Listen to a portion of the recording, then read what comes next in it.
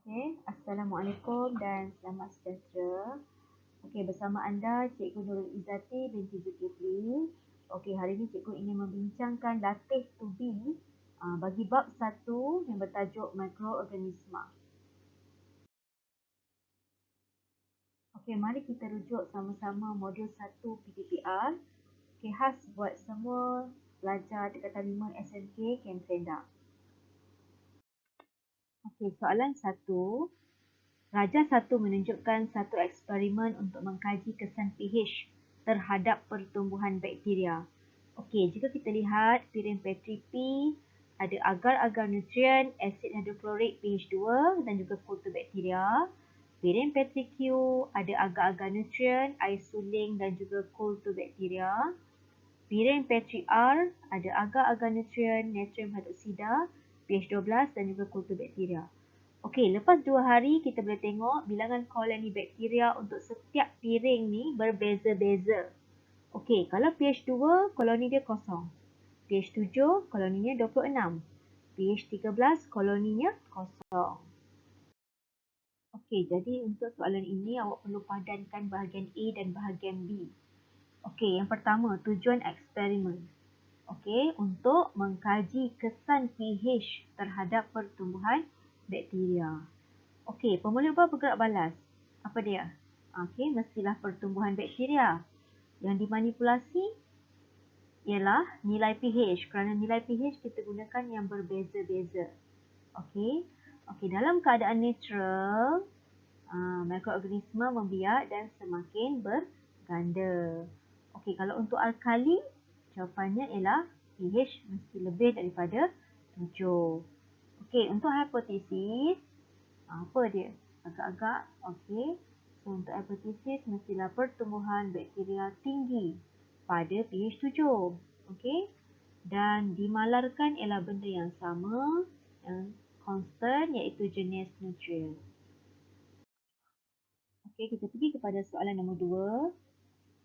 Raja 2 menunjukkan eksperimen untuk mengkaji kesan pH terhadap pertumbuhan bakteria.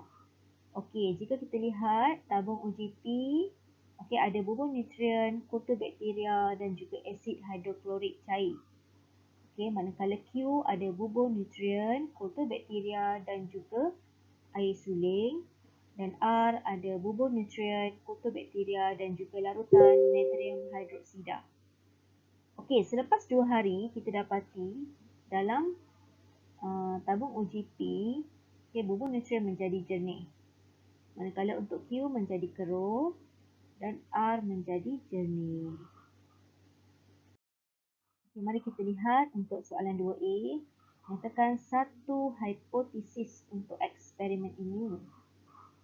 Okey, awak boleh jawab nilai pH 7 paling sesuai untuk pertumbuhan bakteria. Ataupun bakteria tumbuh dengan baik pada nilai pH 7, iaitu air suling tadilah. Okey, B. Nyatakan pemboleh ubah dalam eksperimen ini. Okey, pemboleh ubah dimanipulasi. Apa dia? Okey, kita ada nilai pH. Okey. Bergerak balas ialah kekeruhan bubur nutrien ataupun kita boleh jawab sebagai pertumbuhan bakteria. Okey, boleh Okey, untuk soalan C, berdasarkan keputusan yang ditunjukkan dalam Raja 2, apakah pH optimum untuk pertumbuhan bakteria? Okey, jawapannya mestilah pH 7. Okey, soalan 3. Suatu eksperimen dijalankan untuk mengkaji kesan suhu terhadap pertumbuhan bakteria. Okey, jika kita lihat pada jadual 2 ni, kita ada suhu yang berbeza daripada 0 hingga 60. Okey, dan apabila suhu berbeza, maka diameter koloni bakteria juga berbeza-beza. Okey. Okey, soalan 3A, dengan menggunakan data dalam jadual 2, lukiskan graf diameter koloni bakteria melawan suhu dalam kertas graf di bawah. Okey, jadi untuk awak plotkan graf ni, data awak perlu ambil lah daripada jadual 2. Okey, untuk suhu 10, awak kena plotkan diameter koloni bakteria 4. Okey, untuk suhu 20, diameter koloni bakteria ialah 8. Okey, untuk suhu 30, diameter koloni bakteria ialah 12. Untuk suhu 40, koloni bakteria ialah 16. Okay, untuk suhu 50, diameter koloni bakteria ialah 8. Dan yang terakhir untuk suhu 60, diameter koloni bakteria ialah 2. Jadi bila awak dah plotkan kesemua diameter koloni bakteria melawan suhu tadi, awak kena cantumkanlah setiap poin ni. Okay? Dan awak punya graf mesti bentuk macam cikgu punya ni. Okay? Okay, kita jawab soalan B pula. Apakah hubungan antara pertumbuhan bakteria dengan suhu? Okey, so awak kena jawab apabila suhu meningkat, pertumbuhan bakteria meningkat. Okey, dan selepas 40 darjah Celsius, apabila suhu meningkat, pertumbuhan bakteria menurun. Okey.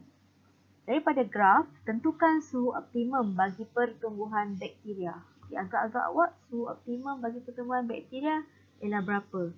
So, awak kena rujuk pada graf awak yang paling puncak. Okey, jadi suhu optimum ialah 40 darjah Celsius. Okey, ramalkan keadaan bakteria pada suhu negatif 5. Bakteria akan menjadi tidak aktif. Okey, dan kalau 100 darjah Celsius, bakteria akan mati.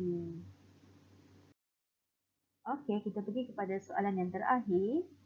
Susunan radas disediakan untuk mengkaji kesan kelembapan dan nutrien terhadap pertumbuhan dan pembiakan mikroorganisma. Okey, ketiga-tiga piring Petri X, Y dan Z ditelangkupkan dan dibiarkan selama 2 hari. Jadi keputusan kita boleh lihat pada jadual. Okey, piring Petri X agar nutrien dia lembap, maka kita boleh lihat banyak tumpuk bakteria. Kalau Y agar nutrien dia kering, kita lihat tiada tumpuk bakteria. Untuk Z agar biasa lembap, okey, dan kita boleh lihat tiada tumpuk bakteria.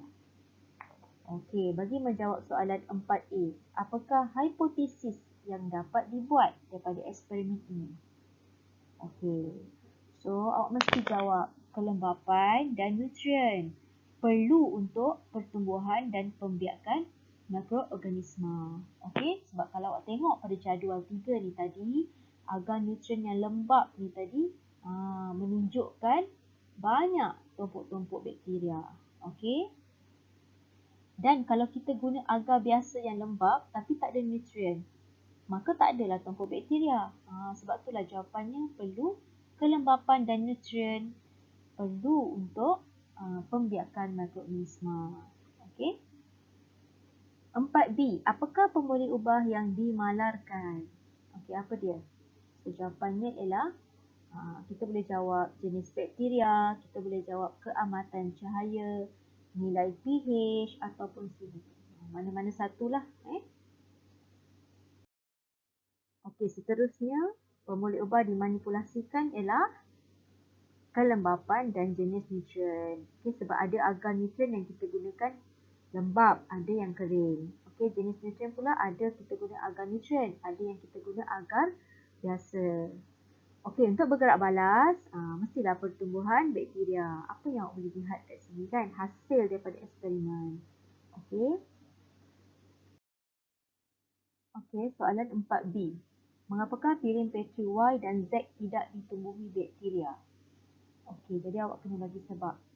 Okey, piring Petri Y, bakteria memerlukan kelembapan untuk pertumbuhan. Okey, sebab kita gunakan agar nutrien yang kering kat sini.